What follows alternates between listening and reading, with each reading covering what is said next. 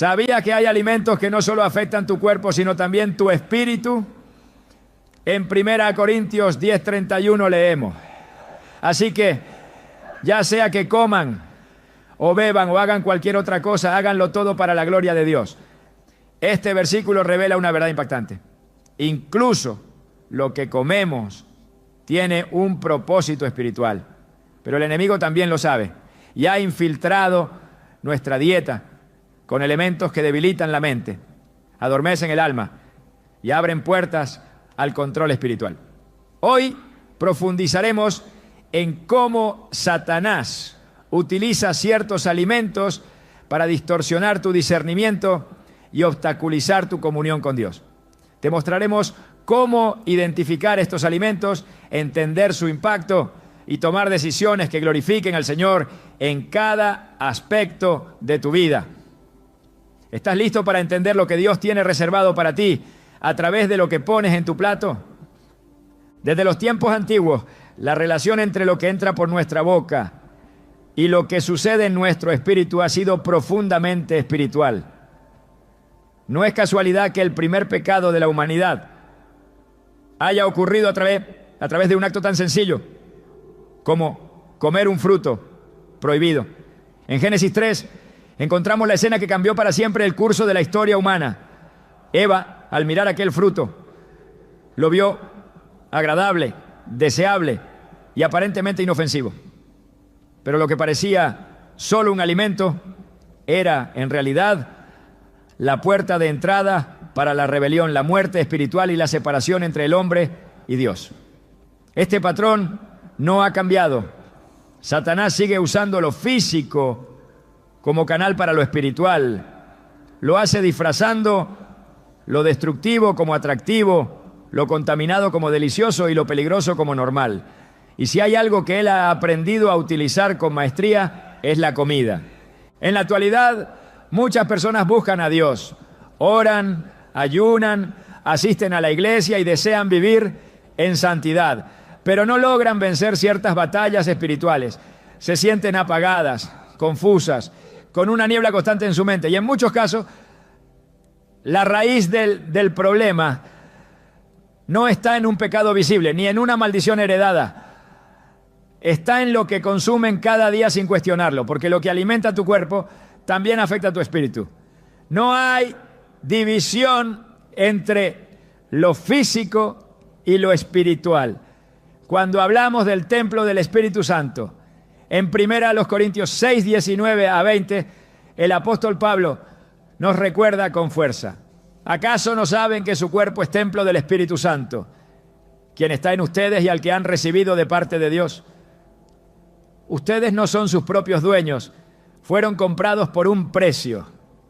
Por tanto, honren a Dios con su cuerpo. Este llamado no solo abarca el comportamiento sexual o la santidad moral, sino todo lo que involucra el cuerpo, incluyendo lo que comemos. Muchas veces ignoramos esta verdad. Pensamos que mientras oramos y ayunamos de vez en cuando, lo demás no importa. Pero el enemigo ha establecido fortalezas silenciosas a través de nuestros hábitos alimenticios. Lo hace sin que lo notemos, porque sabe que si logra debilitar el cuerpo, puede nublar la mente. Y si logra nublar la mente, puede cerrar el oído espiritual. Y cuando el oído espiritual se apaga, dejamos de escuchar la voz de Dios. Nos volvemos insensibles, reactivos, impulsivos. Nuestra alma se desconecta de lo eterno y se enfoca en lo inmediato, en el deseo momentáneo, en el antojo que esclaviza. Así como Esaú, que vendió su primogenitura por un plato de lentejas, muchos hoy entregan su propósito divino a cambio de saciar un apetito inmediato. El relato de Esaú en Génesis 25 es uno de los más claros ejemplos de cómo el alimento puede ser usado por el enemigo para robar destinos. Esaú regresó cansado del campo y encontró a su hermano Jacob cocinando. Su hambre era tan intensa que no pudo ver el valor de su herencia. Le dijo a Jacob: dame de ese guiso rojo, que estoy muy cansado. Y Jacob le respondió: véndeme primero tu primogenitura. Lo más grave no fue la oferta, sino la respuesta de Esaú. ¿De qué me sirve la primogenitura si me voy a morir? Y en ese momento lo entregó todo por un plato. El texto bíblico dice: así menospreció Esaú la primogenitura. Este episodio muestra cómo el apetito, cuando domina al alma, puede llevarnos a tomar decisiones espiritualmente fatales. El enemigo sabe que cuando el cuerpo grita y el espíritu está débil, el alma cede. Y por eso busca usar la comida como una herramienta de manipulación. Pero el peligro no está solo en lo que comemos en exceso o de forma compulsiva. Está también en lo que comemos sin conocimiento. Muchos productos que forman parte habitual de la dieta moderna han sido diseñados no para nutrir, sino para controlar, para crear dependencia, para estimular emociones negativas, para mantener al cuerpo en estado de inflamación, de letargo, de ansiedad. Y lo más alarmante es que estos efectos no son solo biológicos, son espirituales, porque un cuerpo alterado afecta la oración. Una mente saturada de toxinas pierde claridad para discernir. Un sistema nervioso en constante estimulación se vuelve incapaz de permanecer en quietud. Y sin quietud no hay intimidad con Dios. Salmos 46, 10 nos recuerda: estén quietos y reconozcan que yo soy Dios. Pero si el sistema interno está en caos, el alma no encuentra ese silencio sagrado donde Dios habla. Jesús mismo nos mostró que el alimento tiene implicaciones espirituales profundas. En su ayuno de 40 días en el desierto, Satanás se le presentó no con una espada ni con amenaza, no, sino con pan. Le dijo: si eres hijo de Dios, di que estas piedras se conviertan en pan. No estaba cuestionando solo su poder, sino su necesidad. Le ofrecía satisfacer un hambre legítima de forma ilegítima. Pero Jesús respondió con una verdad eterna: no solo de pan vivirá el hombre, sino de toda palabra que sale de la boca de Dios. Mateo 4:4. Este versículo no es una frase poética, es una declaración de prioridad espiritual. El alma necesita más la voz de Dios que el cuerpo, el pan. Y cuando ponemos el apetito por encima de la palabra, abrimos la puerta a la manipulación del enemigo. Hoy más que nunca vivimos rodeados de ofertas que no solo buscan saciar el estómago, sino capturar el alma.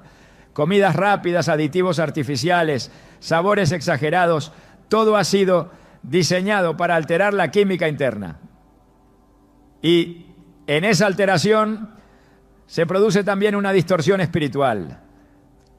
Las personas se vuelven adictas no solo al azúcar o a la grasa, sino al estado emocional que estas comidas generan.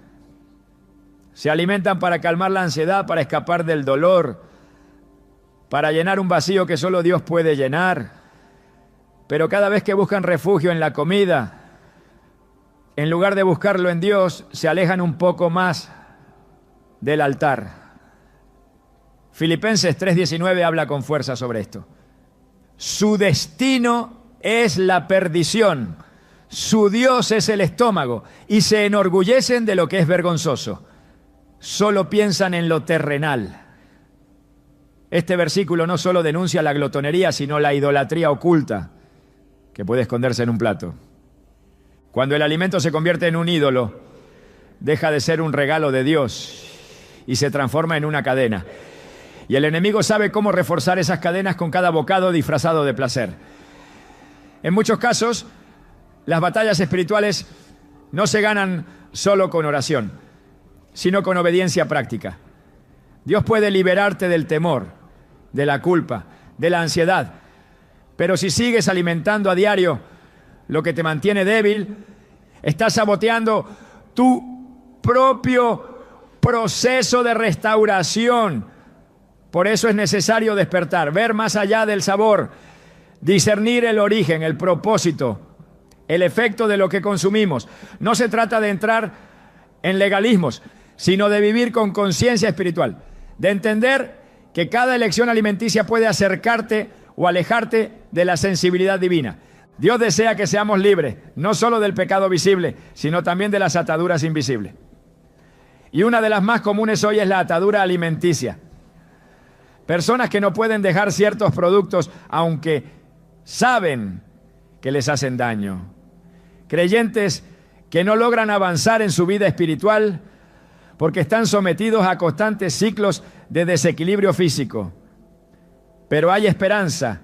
Así como Jesús venció la tentación en el desierto, nosotros también podemos hacerlo. No con fuerza humana, sino con dependencia del Espíritu Santo. Romanos 8:13 lo afirma claramente. Porque si ustedes viven conforme a la carne, morirán.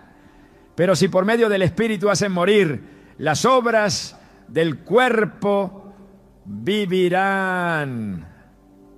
Aquí está la clave. No se trata de voluntad propia, sino de rendición. Cuando el Espíritu gobierna, el apetito se somete. El enemigo quiere que sigamos comiendo sin pensar, sin discernir, sin cuestionar. Porque sabe que si logra controlar tu plato puede entorpecer tu propósito. Pero Dios te llama a vivir en libertad, a honrar el templo que Él te dio, a fortalecer tu cuerpo para que tu espíritu fluya con claridad. Y esa transformación empieza con conciencia, con decisiones pequeñas que se convierten en hábitos, con oraciones que no solo piden fuerza, sino sabiduría para elegir bien. Porque lo que hoy parece una elección trivial puede ser en realidad una decisión espiritual. Y lo que deja fuera de tu plato puede ser la llave que abre la puerta a una nueva dimensión de claridad, fuerza y comunión con Dios. Esta es la verdad que muchos no se atreven a decir. Satanás sigue usando el alimento como arma. Pero también es la verdad que hoy te empodera. Tú puedes romper ese ciclo. Puedes recuperar el control. Puedes decidir comer no por emoción, sino por propósito. No para llenar un vacío, sino para honrar al Creador. Y cuando lo haces, todo cambia. La mente se aclara, el alma se estabiliza, el espíritu se eleva. Empiezas a oír con más nitidez, a discernir con más precisión, a caminar con más firmeza, porque ya no estás alimentándote de lo que el enemigo te pone delante, sino de lo que Dios preparó para ti. Como dice el Salmo 23:5, aderezas mesa delante de mí en presencia de mis angustiadores, unges mi cabeza con aceite, mi copa está rebosando. Esta es la mesa del Señor, una mesa de restauración, de discernimiento, de victoria. Y todo comienza en el plato. ¿Estás listo para limpiar tu altar desde lo que comes? ¿Estás dispuesto a ver la comida no solo como energía, sino como parte de tu adoración? Si es así, has dado el primer paso hacia una libertad más profunda. Porque cuando el cuerpo se somete, el espíritu se eleva. Y cuando el espíritu se eleva, el enemigo pierde el control. En el corazón de muchas batallas espirituales existe un enemigo silencioso que no grita, no amenaza, no se manifiesta con violencia, pero debilita lentamente el discernimiento, entorpece la mente y satura el alma de confusión el azúcar. A lo largo de la historia, Satanás ha perfeccionado su estrategia de disfrazar lo mortal como placentero. Y pocas trampas son tan eficaces como este dulce agente de control. No se trata solo de una sustancia física. El azúcar se ha convertido en una vía directa para alterar la voluntad, nublar el juicio y desviar el enfoque espiritual del creyente. Mientras que muchos se protegen contra ataques visibles, no perciben que cada bocado azucarado puede estar reforzando una fortaleza espiritual interna diseñada para sabotear su comunión con Dios. El enemigo sabe que para mantener al creyente fuera del campo de batalla no siempre necesita tentarlo con pecados escandalosos. Basta con mantenerlo cómodo, pasivo y ocupado con deseos inmediatos que lo alejan de la sobriedad espiritual. En el 1 Pedro 5:8 se nos exhorta con claridad: sed sobrios y velad, porque vuestro adversario el diablo, como león rugiente, anda alrededor buscando a quien devorar. Este llamado a la sobriedad no se limita a la tertulia, las emociones o pensamientos. Incluye también el estado del cuerpo, la mente y los impulsos.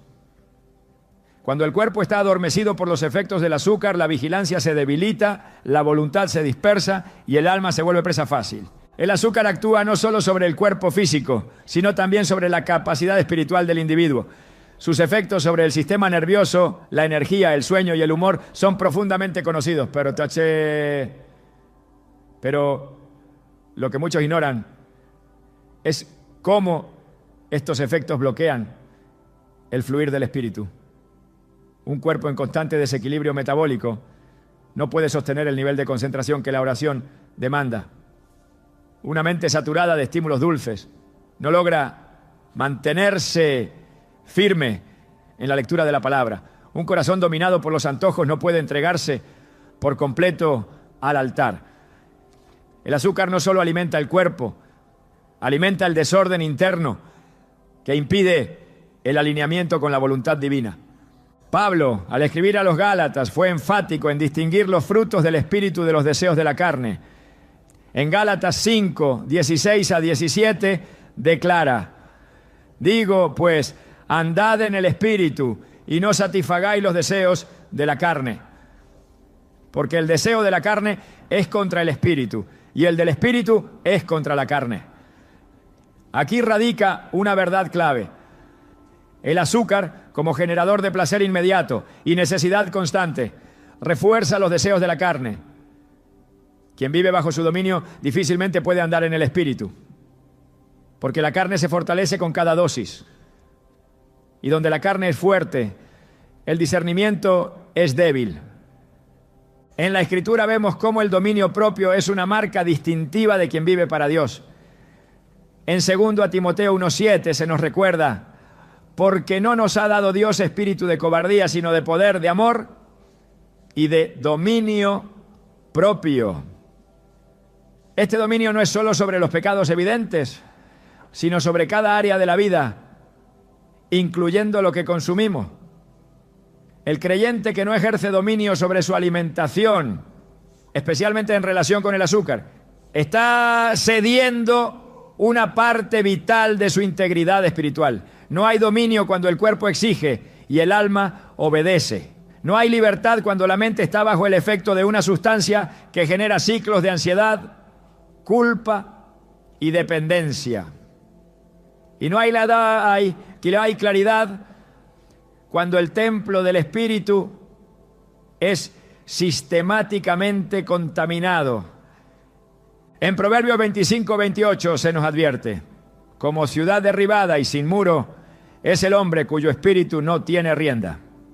Este muro de protección espiritual se debilita cuando el control sobre lo que se consume se pierde. El azúcar no solo actúa como destructor de la salud física, sino como derribador de muros espirituales.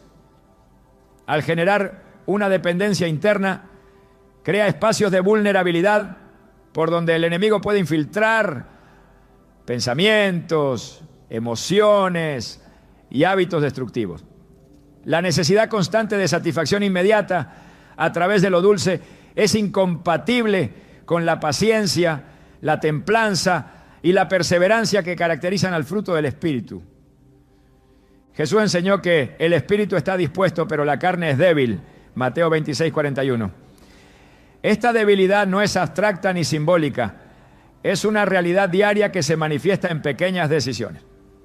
Cuando se ignora el efecto espiritual del azúcar, se fortalece una parte de la carne que exige ser complacida. Se genera una batalla silenciosa donde el cuerpo dirige y el alma cede. Y cuando el cuerpo se convierte en amo, la conexión con el cielo se entorpece. Porque el Espíritu Santo no habita en desorden ni fluye con libertad donde la carne gobierna. En Romanos 13:14 Pablo instruye: vestíos del Señor Jesucristo y no proveáis para los deseos de la carne. Esta instrucción aplicada a lo cotidiano implica también no abastecer al cuerpo con aquello que fortalece sus pasiones. El azúcar, en su forma refinada y procesada, se ha convertido en un aliado del caos interior. Provee energía falsa, despierta apetitos insaciables y fomenta una constante insatisfacción. Esta insatisfacción no solo es física, es espiritual. Porque quien busca placer en el paladar, muchas veces lo hace desde un vacío en el alma. Y cuando ese vacío no es llenado por Dios, se convierte en una grieta por donde el enemigo opera. La idolatría es uno de los pecados más confrontados en toda la Escritura. Y aunque muchos la asocian solo con imágenes o deidades paganas, la idolatría se manifiesta también en cualquier cosa que ocupa el lugar de Dios en el corazón. En Colosenses 3:5 se nos exhorta: haced morir, pues, lo terrenal en vosotros: fornicación, impureza, pasiones desordenadas, malos deseos y avaricia, que es idolatría. La avaricia, el deseo excesivo, la necesidad compulsiva de algo que no se necesita, son expresiones de idolatría. Y el consumo incontrolado de azúcar, especialmente cuando responde a impulsos emocionales, es una forma sutil pero peligrosa de rendir culto a lo que satisface la carne. El libro de Daniel nos ofrece un contraste poderoso. Cuando Daniel fue llevado a Babilonia, se le ofrecieron los manjares del rey, pero él decidió no contaminarse. Daniel 1:8 dice: y Daniel propuso en su corazón no contaminarse con la porción de la comida del rey. Esta decisión no fue trivial. Daniel entendía que lo que comía afectaba su pureza, su discernimiento, su capacidad de recibir revelación. Por eso, al negarse a los placeres del palacio, se preparó para recibir visiones, sabiduría y autoridad. Lo que comía estaba conectado directamente con su capacidad espiritual. Y esa conexión sigue siendo vigente para nosotros hoy. La obediencia en lo pequeño prepara el terreno para la revelación en lo grande. Quien no puede controlar lo que entra por su boca difícilmente podrá sostener el peso de una visión divina. La fidelidad alimenticia, especialmente en lo relacionado con el azúcar, no es un detalle irrelevante, es una señal de madurez espiritual. No se trata de legalismo, sino de entendimiento. Cuando se comprende que el enemigo puede usar una sustancia dulce como una arma amarga, se despierta el celo por la pureza en cada área del cuerpo y del alma. Muchos anhelan oír la voz de Dios con claridad, tener sueños proféticos, recibir dirección divina, pero su altar está contaminado con excesos que los desconectan. No es que Dios no hable, es que el ruido interno generado por el desorden alimenticio apaga la frecuencia espiritual. Isaías 30:21 promete: entonces tus oídos oirán a tus espaldas palabra que diga: este es el camino, andad por él. Esta sensibilidad solo florece en un ambiente de quietud, de limpieza interna, de cuerpo sujeto al espíritu. Cuando el azúcar reina, la niebla se instala. Pero cuando el dominio vuelve, la voz de Dios se amplifica. Es tiempo de tomar conciencia. No se puede seguir ignorando el vínculo entre el azúcar y la opresión espiritual. Lo que parece placer puede ser trampa. Lo que parece normal puede ser un sistema cuidadosamente diseñado para adormecer el alma. Pero la verdad libera. Y la verdad es que el dominio propio es posible, que el cuerpo puede ser restaurado, que la mente puede ser purificada y que el espíritu puede volver a elevarse por encima de los deseos de la carne. En Tito 2:11-12 se nos recuerda: porque la gracia de Dios se ha manifestado para salvación a todos los hombres, enseñándonos que, renunciando a la impiedad y a los deseos mundanos, vivamos en este siglo sobria, justa y piadosamente. La sobriedad no es un estado emocional, es una disciplina espiritual. Y empieza por lo que se permite entrar al cuerpo. El azúcar, lejos de ser inofensivo, puede ser un instrumento de esclavitud moderna. Pero no tiene que ser así, porque el poder de Dios está disponible para deshacer toda atadura, incluso las que entran disfrazadas de dulzura. Quien decide renunciar al dominio del azúcar no está haciendo una dieta, está levantando un altar, está diciendo: Señor, este cuerpo es tuyo, esta mente es tuya, este templo es para tu gloria. El ayuno rompe cadenas, la obediencia restaura el orden y el discernimiento regresa cuando el cuerpo se somete. Esta es la libertad que Dios ofrece, no solo en lo espiritual abstracto, sino en lo práctico, en lo concreto, en lo cotidiano. Porque el que es fiel en lo poco, sobre mucho será puesto. Y si eres fiel en lo que comes, en lo que permites que entre en tu sistema, serás también fiel en lo que sale de tu boca, en lo que tus manos hacen, en lo que tu vida produce. La dulzura verdadera no está en una sustancia que altera el cuerpo, sino en la palabra viva que fortalece el alma. La manipulación del enemigo rara vez se presenta de forma directa. Su estrategia más eficaz ha sido siempre operar desde sistemas que parecen funcionales, estructuras que aparentan orden, pero que en su raíz esconden intenciones contrarias al propósito de Dios. Uno de esos sistemas ha sido la industria alimentaria moderna, con apariencias de progreso, con etiquetas llamativas, con tecnologías que prometen conveniencia y eficiencia. Se ha establecido un pacto invisible entre el cuerpo humano y la estructura de una Babilonia contemporánea. Una Babilonia que, como la de las Escrituras, no busca solamente controlar lo externo, sino penetrar el alma, desarraigar la identidad espiritual y establecer una cultura de dependencia, confusión y rebelión sutil. Desde el inicio, la ciudad de Babilonia ha simbolizado más que una ubicación geográfica.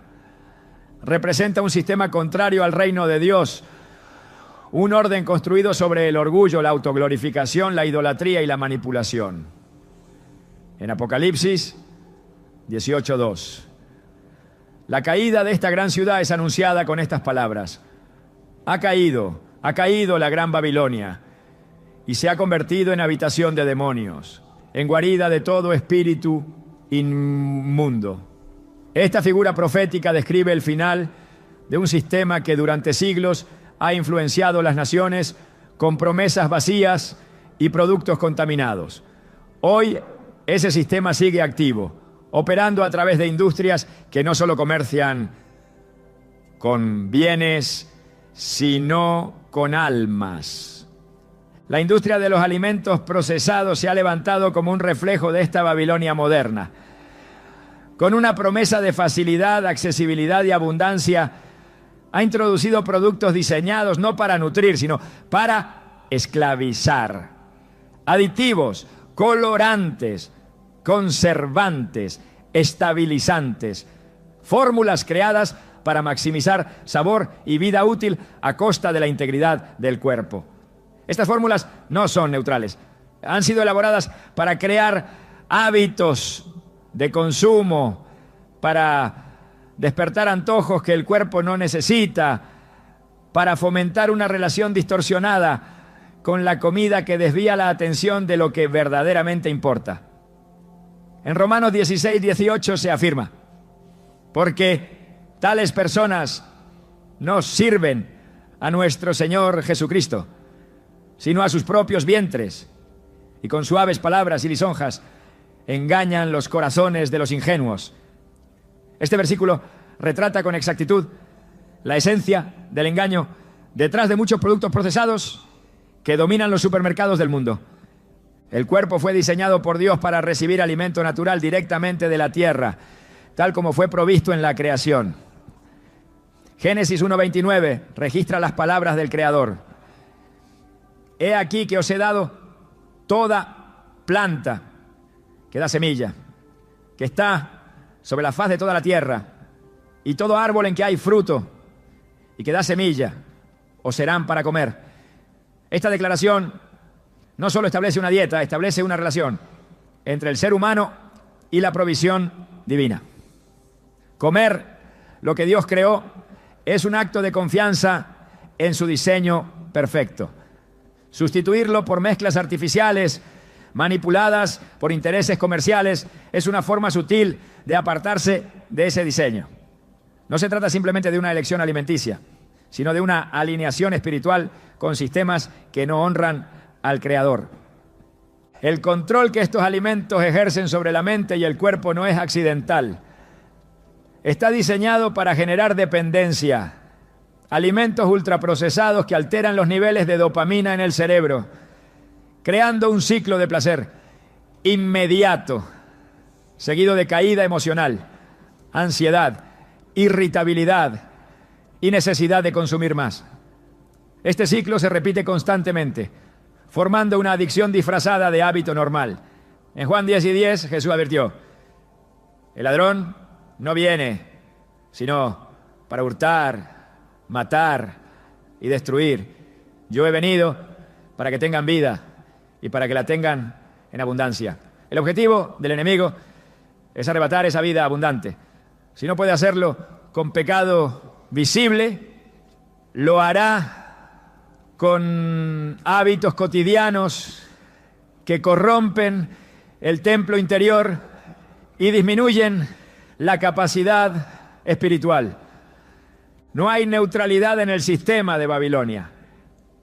Cada parte está diseñada para operar como engranaje de control. En Daniel 1, cuando el pueblo de Israel fue llevado cautivo, el rey de Babilonia ordenó que los jóvenes escogidos comieran de la comida del palacio.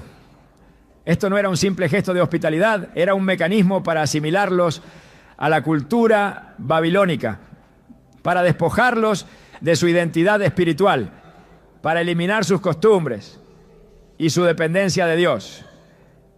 Daniel discernió el peligro y propuso en su corazón no contaminarse con la porción de la comida del rey. Su decisión no fue religiosa, fue profética. Entendió que lo que entraba en su cuerpo afectaría su espíritu y que comprometer su alimentación significaba someterse a un sistema diseñado para apagar su llamado. Hoy, ese mismo principio sigue vigente. La comida de Babilonia está envasada, congelada, cargada de ingredientes que no se pueden pronunciar, diseñada para adormecer el discernimiento. No alimenta, entretiene. No fortalece, adormece. Y en ese estado de comodidad y complacencia el alma pierde su sensibilidad. El espíritu se embota. La oración se vuelve difícil. El ayuno se torna imposible. La palabra ya no se digiere, porque el cuerpo, saturado de toxinas, pierde su capacidad de alinear sus ritmos al mover del Espíritu Santo. En 1 Corintios 3:17 se declara: si alguno destruye el templo de Dios, Dios le destruirá a él, porque el templo de Dios, el cual sois vosotros, santo es. Este templo no debe ser destruido con actos violentos. Basta con permitir una destrucción lenta y sistemática mediante el consumo diario de lo que fue diseñado para desequilibrar. El poder del sistema no reside solo en el producto, sino en la costumbre. Comer lo que el mundo ofrece sin cuestionarlo es ceder a una programación que busca borrar toda conexión con el propósito divino. Y esa programación ha sido perfeccionada a través de décadas de publicidad, educación dirigida y disponibilidad masiva. No es casualidad que los alimentos más dañinos sean los más baratos, los más accesibles, los más promovidos. El sistema opera para que lo destructivo parezca normal. para que cuestionarlo sea visto como exageración. Pero el Evangelio nunca fue un llamado a la comodidad, fue un llamado al discernimiento. Efesios 5, 15, 17 nos exhorta. Mirad pues con diligencia cómo andéis, no como necios, sino como sabios, aprovechando bien el tiempo, porque los días son malos. Por tanto, no seáis insensatos, sino entendidos de cuál sea la voluntad del Señor. Ser entendido de la voluntad del Señor implica observar con ojos espirituales lo que el mundo natural presenta como inocente. Implica cuestionar no solo lo que se consume, sino por qué se consume. Preguntar si lo que se lleva al cuerpo honra al Dios que lo creó, o si es parte de un patrón impuesto por un sistema que desea apagar la luz interior. En el Apocalipsis, la Gran Babilonia es descrita como una ciudad que comercia, no solo con oro y plata, sino también con almas de hombre. Apocalipsis 18, 13. Este comercio espiritual sigue vigente y uno de sus canales más efectivos ha sido la alimentación. Alimentos que destruyen la voluntad, que debilitan la fe, que alejan de la disciplina espiritual. El cuerpo del creyente no debe ser alimentado por sistemas que niegan a Dios. Debe ser sostenido por aquello que fluye de la tierra con pureza, como fue en el principio. Volver a lo natural, a lo creado por el Padre, no es una moda ni una dieta. Es un acto de adoración. Es una señal de que el corazón ha decidido no participar del pacto con Babilonia, que ha roto con la dependencia, que ha escogido la integridad, aún en lo más cotidiano. En Hebreos 12, 1 se nos anima a correr con paciencia la carrera que tenemos por delante, despojándonos de todo peso y del pecado que nos asedia. Algunos de esos pesos no son visibles, pero están en el plato. Pesan sobre la mente, sobre la voluntad, sobre la oración. Despojarnos de ellos es clave para correr con libertad. El alimento procesado no es simplemente una elección cultural, es una estrategia espiritual diseñada para hacer que el creyente sea incapaz de perseverar en lo eterno, porque está atrapado en ciclos físicos que lo esclavizan a lo temporal. La fuerza que se requiere para vivir en santidad empieza por un cuerpo que no esté gobernado por antojos, químicos ni adicciones. Un cuerpo que se ofrece a Dios como sacrificio vivo, santo, agradable, como dice Romanos 12:1. Este sacrificio no es simbólico, es real. Implica disciplina, renuncia, discernimiento. Implica tomar la decisión de no contaminarse con lo que el mundo ofrece, aun cuando todos lo consuman. La restauración del altar comienza con el desmantelamiento del sistema de control. Y uno de los pilares de ese sistema es lo que se consume a diario. Comer según la voluntad de Dios es un acto de resistencia espiritual.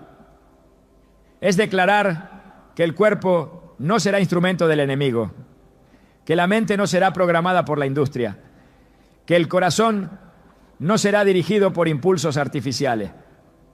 Es romper el pacto con Babilonia, no con palabras, sino con hechos. Es decir, como Josué, yo y mi casa serviremos al Señor. Josué 24:15. Incluso en la mesa. La batalla por la santidad no se libra solo en lo visible, se libra en cada detalle y el enemigo lo sabe. Por eso ha invertido en sistemas que parecen inofensivos, pero que modelan generaciones enteras. La alimentación procesada es una de esas herramientas, pero no tiene por qué seguir siéndolo. El creyente que despierta, que discierne, que renuncia, se convierte en luz en medio de la oscuridad, en ejemplo viviente de que hay una forma diferente de vivir, de comer, de glorificar a Dios con todo el cuerpo. El cuerpo no es un simple contenedor, es templo, es morada, es espacio sagrado donde habita el Espíritu del Dios viviente. Esta verdad repetida y enfatizada en la Escritura exige un nivel de responsabilidad que muchos han ignorado, porque no se trata solamente de mantener un exterior limpio o de guardar ciertas prácticas espirituales. Se trata de cuidar lo que entra, de vigilar lo que permanece dentro, de discernir qué sustancias cruzan el umbral de lo físico hacia lo espiritual. Y hoy más que nunca existen agentes invisibles que contaminan ese templo con una eficacia que sobrepasa lo visible. Sustancias que entran por la boca, que parecen inofensivas, pero que operan con una precisión destructiva, diseñada para corroer la pureza interna y obstaculizar la presencia de Dios en la vida del creyente. En primera a los Corintios 3, 16 a 17, el apóstol Pablo lanza una advertencia que resuena con fuerza. ¿No sabéis que sois templo de Dios y que el Espíritu de Dios mora en vosotros? Si alguno destruye el templo de Dios, Dios le destruirá a él. Porque el templo de Dios, el cual sois vosotros, santo es. Esta declaración no es simbólica, no es retórica, es un mandato directo. El cuerpo fue consagrado por Dios para ser su morada, y profanarlo con sustancias que degradan, alteran, corrompen y enferman es una forma de profanación espiritual. No hay neutralidad cuando se permite que lo impuro habite lo que fue hecho para los santos. Muchas de las sustancias que hoy inundan los alimentos no se encuentran en la creación original. No forman parte del diseño divino, no provienen de la tierra, ni del fruto, ni de la semilla. Provienen de laboratorios, de procesos sintéticos, de fórmulas creadas por sistemas humanos que priorizan la rentabilidad sobre la santidad del cuerpo. Conservantes artificiales, colorantes químicos, estabilizantes, emulsionantes, edulcorantes, aditivos con nombres irreconocibles, pero con efectos devastadores. Estas sustancias alteran los sistemas del cuerpo, confunden el equilibrio natural y en muchos casos abren puertas a enfermedades físicas que luego se traducen en agotamiento espiritual, debilidad emocional y desconexión con lo eterno. Cuando el cuerpo está intoxicado, la mente no discierne. Cuando el sistema interno está inflamado, el alma se vuelve inestable. Cuando las sustancias impuras habitan lo que fue llamado a ser sagrado, el fluir del espíritu se interrumpe. No porque Dios se aparte, sino porque el hombre ha entregado su santuario al desorden. En Levítico 11, Dios establece leyes alimentarias para su pueblo, no como una imposición arbitraria, sino como una forma de mantener la pureza del cuerpo en correspondencia con la pureza del alma. Seréis, pues, santos, porque yo soy santo, dice el Señor. Y esa santidad debía comenzar desde lo que se comía, porque lo que se introduce al cuerpo tiene consecuencias espirituales. Hoy se vive bajo la ilusión de que el cuerpo es autónomo, que lo que se come es asunto personal, que mientras el alma se mantenga limpia, el cuerpo puede tolerar cualquier cosa. Pero la Escritura jamás separa lo físico de lo espiritual. Lo que afecta al cuerpo afecta al espíritu. Lo que debilita al cuerpo entorpece la oración. Lo que intoxica el cuerpo distorsiona la percepción de la verdad. En Ezequiel 44, 23, hablando de los sacerdotes, se dice: enseñarán a mi pueblo a hacer diferencia entre lo santo y lo profano, y les enseñarán a discernir entre lo limpio y lo no limpio. Ese discernimiento no puede perderse. En tiempos donde lo impuro se presenta como normal, el pueblo de Dios debe recuperar la capacidad de distinguir entre lo que honra al templo y lo que lo profana. El enemigo no necesita destruir de golpe. Le basta con introducir pequeñas dosis de contaminación constante. Un aditivo aquí, un químico allá. Poco a poco, el cuerpo deja de responder, la energía disminuye, la mente se embota, la voluntad se vuelve débil. Y entonces las disciplinas espirituales que antes fluían con gozo se vuelven difíciles, pesadas, casi imposibles. Ya no se trata solo de orar más o ayunar más. Se trata de desintoxicar el altar, de vaciar el templo de todo lo que no proviene de Dios. Porque no hay fuego que descienda sobre un altar contaminado. No hay gloria que se manifieste donde hay impureza aceptada. Y muchas veces esa impureza no es moral, es física. En 2 Corintios 7:1 Pablo clama: así que, amados, puesto que tenemos tales promesas, limpiémonos de toda contaminación de carne y de espíritu, perfeccionando la santidad en el temor de Dios. Aquí la limpieza no es parcial, es completa. Es del cuerpo y del alma. Es de lo que se ve y de lo que no se ve. Es de lo que se piensa y de lo que se ingiere. Perfeccionar la santidad incluye revisar lo que se introduce al cuerpo a través de la alimentación. Incluye discernir si los ingredientes que entran en contacto con el templo de Dios promueven vida o siembra de muerte. Porque la contaminación no siempre se nota de inmediato, pero siempre deja huella. Los efectos de estas sustancias no son solo físicos. Muchas alteran la química cerebral, afectan los niveles hormonales, generan ansiedad, interrumpen el sueño, provocan estados de letargo o hiperactividad. Y en ese estado alterado, la sensibilidad espiritual se reduce, el discernimiento se apaga, la convicción se vuelve tenue, el hambre por la palabra desaparece, la pasión por la oración se enfría. No porque Dios no esté, sino porque el cuerpo ha sido comprometido. Un cuerpo bajo los efectos de sustancias contaminantes no puede ser un altar limpio. Y si el altar está impuro, el fuego del cielo no se manifiesta con plenitud. En Isaías 1:11-15, Dios reprende a su pueblo por ofrecer sacrificios mientras sus manos están manchadas. No con sangre literal, sino con impureza en sus acciones, en su estilo de vida, en su falta de integridad. Y declara: no me traigáis más vana ofrenda. El incienso me es abominación. Cuando extendáis vuestras manos, yo esconderé de vosotros mis ojos. Estas palabras son duras, pero reflejan la santidad del Dios que habita en nosotros. Él no comparte su morada con lo que contamina. No acepta un sacrificio ofrecido desde un altar profanado. Y hoy muchas ofrendas espirituales son rechazadas no por falta de intención, sino por falta de limpieza en el templo. La disciplina alimenticia no es una moda de salud, es una expresión de consagración. Es la forma en que el cuerpo testifica que ha sido apartado para un propósito superior.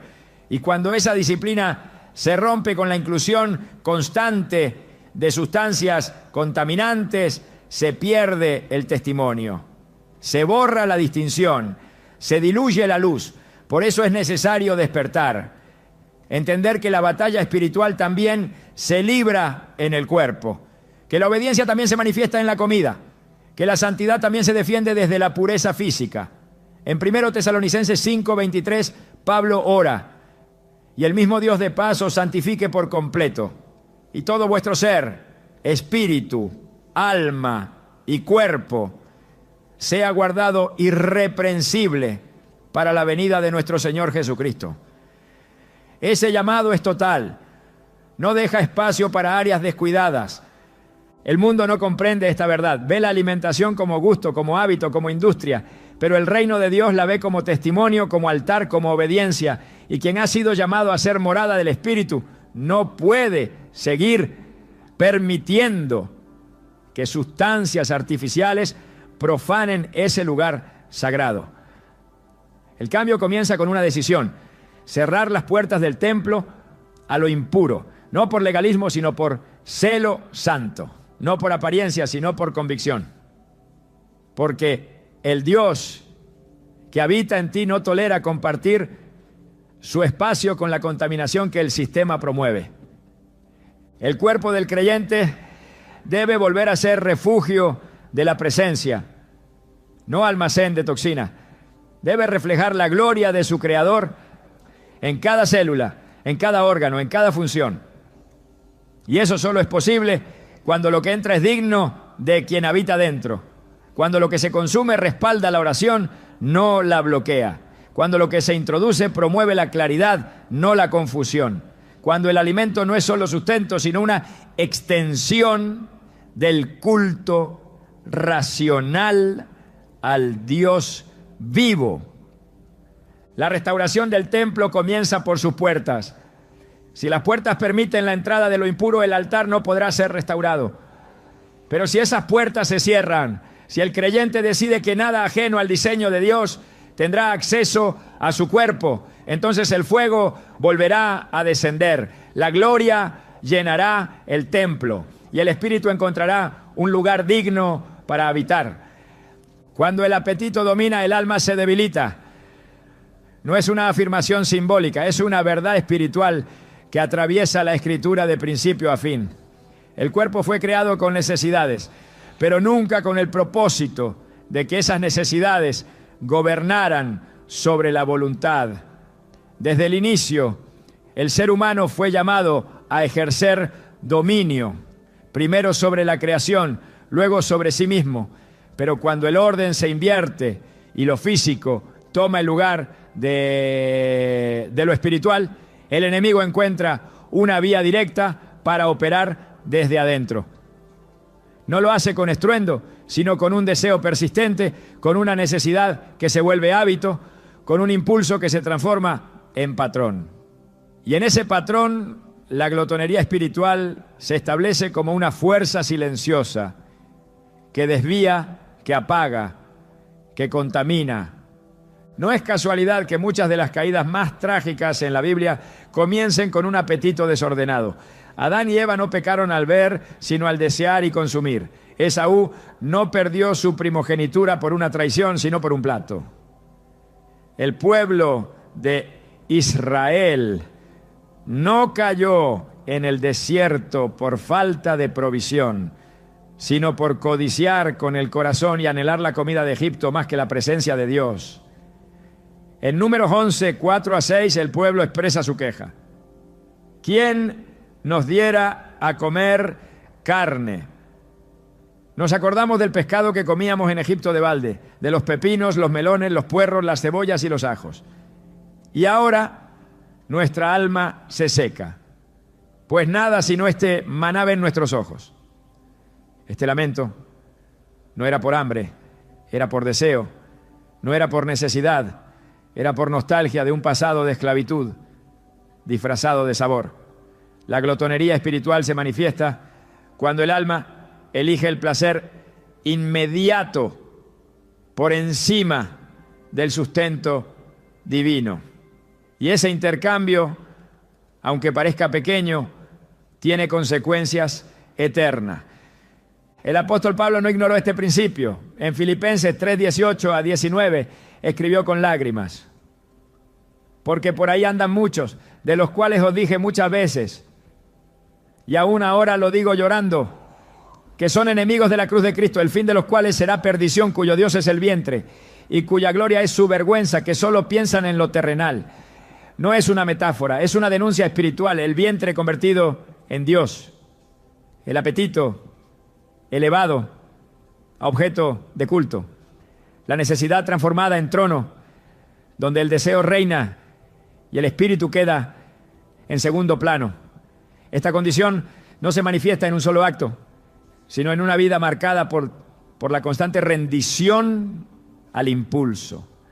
Comer sin propósito, consumir sin discernimiento, buscar consuelo en el alimento, son señales de una batalla más profunda, donde el enemigo ya no necesita atacar desde fuera porque ha sido invitado a operar desde dentro. Jesús, al ser tentado en el desierto, respondió a Satanás con una verdad que resuena en cada generación.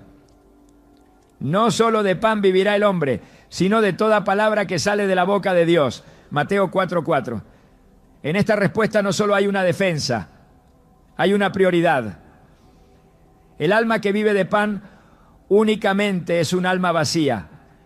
El alma que encuentra su sustento en la palabra de Dios es un alma que supera el deseo, que ordena sus impulsos, que gobierna sobre el cuerpo, porque el verdadero ayuno no es solo la abstención de alimento, es la victoria sobre lo que quiere controlarnos.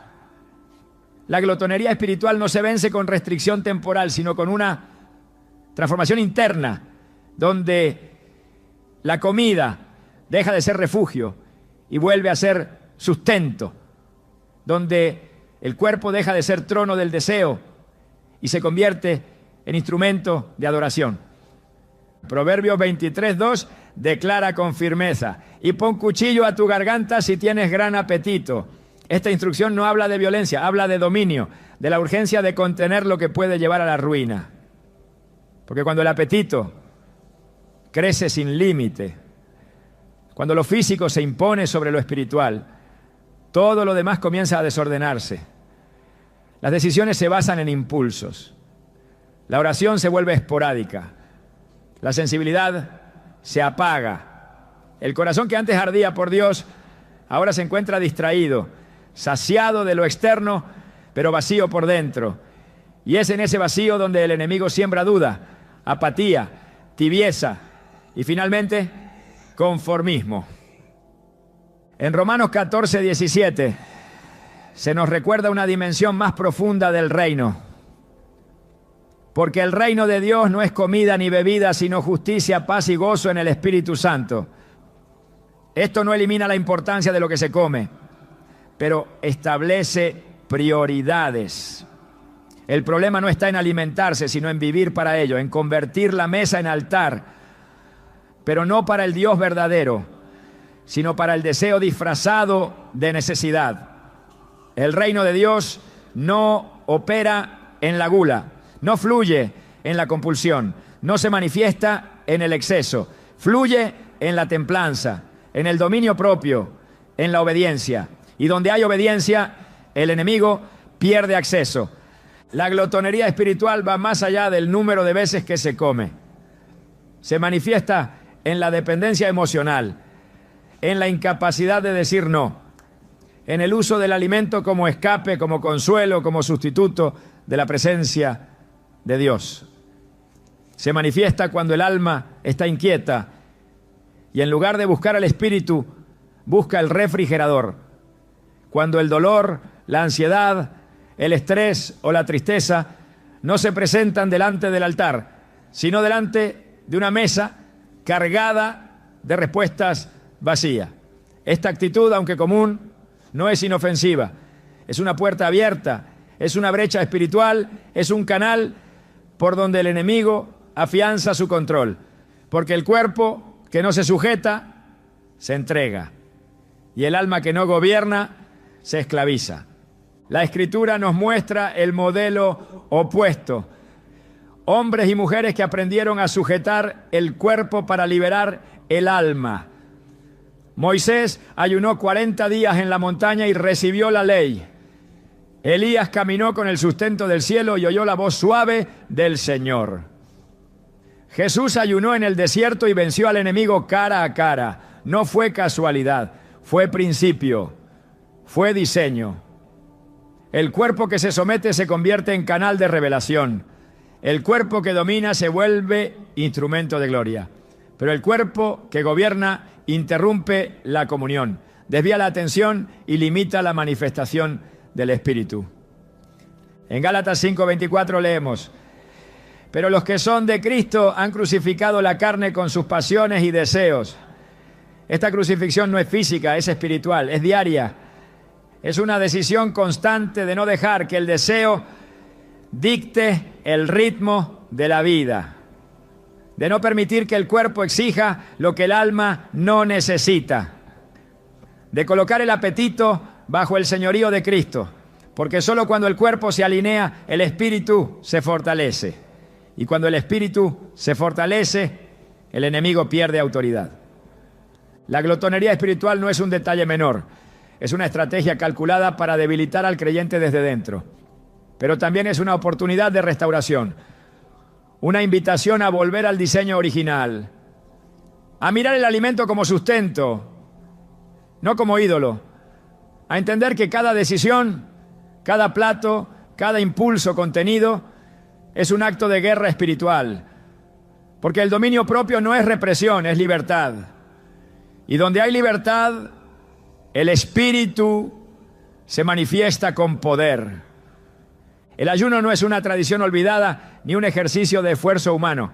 Es una herramienta divina, una estrategia del reino que libera, rompe cadenas, aclara la visión y restaura la autoridad espiritual. En un mundo saturado de excesos, el ayuno no solo interrumpe el ciclo de dependencia física, sino que reordena el corazón, reconecta el espíritu y exalta al Señor sobre los deseos de la carne. No hay ayuno verdadero sin rendición, y no hay rendición que no sacuda las estructuras internas donde el enemigo se ha escondido silenciosamente a través del alimento. Desde tiempos antiguos el ayuno fue el camino que Dios usó para preparar a sus siervos. No para privarlos, sino para purificarlos. Moisés subió al monte y ayunó 40 días antes de recibir la ley. Elías caminó con la fuerza del ayuno hasta encontrarse con la voz de Dios. Jesús mismo, antes de comenzar su ministerio, fue llevado por el Espíritu al desierto y allí ayunó.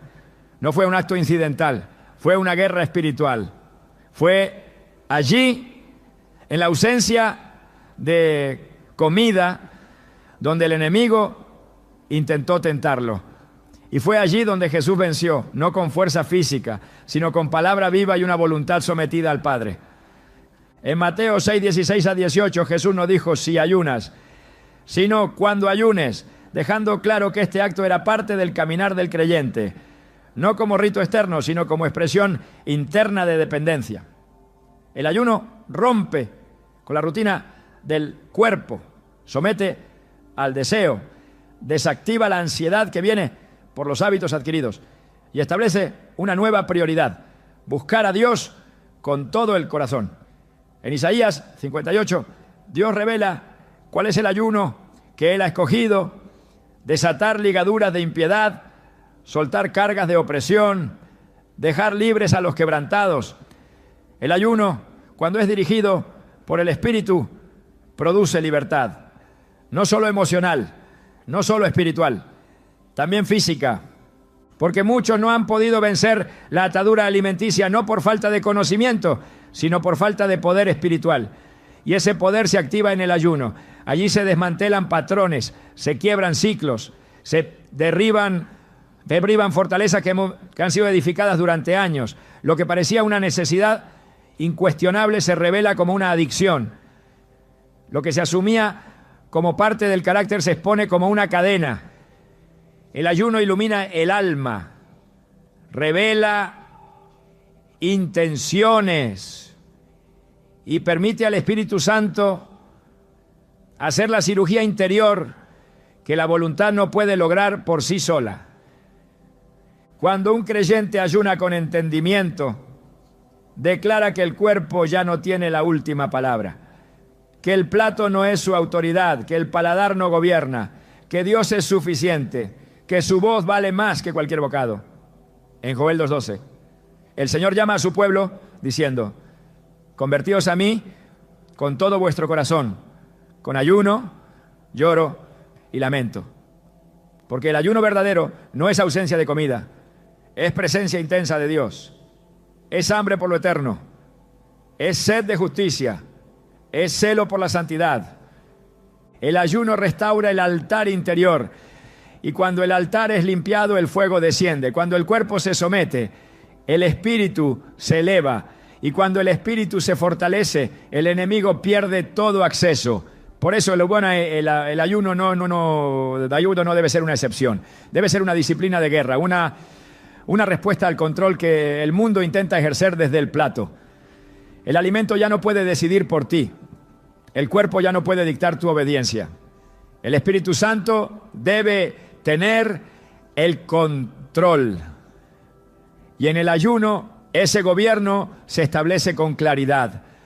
La verdadera batalla por el alma no siempre se libra en los grandes eventos ni en las decisiones espectaculares. Muchas veces ocurre en los actos más simples, en las elecciones diarias, en lo que permitimos entrar en nuestro cuerpo sin cuestionar. Lo que has escuchado no es una advertencia contra alimentos solamente, sino una revelación de cómo el enemigo opera en lo invisible. Porque donde hay descuido, él siembra confusión, y cuando la confusión se normaliza, el propósito se diluye. Por eso este no es un mensaje sobre nutrición, es un llamado urgente a la vigilancia espiritual desde lo cotidiano. El enemigo no teme a los creyentes que oran pero no obedecen, que ayunan pero luego vuelven al plato sin discernimiento. Él tiembla ante aquellos que hacen del cuerpo un instrumento de gloria, del paladar una herramienta de obediencia y de la disciplina una manifestación del reino. La victoria no comienza en lo externo, comienza en la conciencia. Y quien ha despertado ya no puede seguir comiendo como antes, decidiendo como antes, viviendo como antes. Porque ahora entiende que el enemigo no solo se infiltra por la tentación evidente, sino por la distracción que parece inocente. Si Satanás logró usar un simple fruto para quebrar la comunión del hombre con Dios, ¿cuánto más podría lograr con lo que hoy se consume? Sin oración, sin guía, sin santidad. El tiempo de ignorancia ha terminado. Hoy sabes que el plato también puede ser altar o trampa. Que lo que decides en secreto moldea tu fuerza en lo espiritual. Que el cuerpo fue llamado a reflejar al espíritu, no a resistirlo. La transformación comienza con una decisión: no permitir más que lo que Dios no diseñó tenga espacio en lo que Él consagró. Porque cuando el enemigo ya no controla tu plato, tampoco podrá controlar tu destino. Y ese es el principio de una libertad más profunda. Una libertad que no solo se ora, sino que se vive.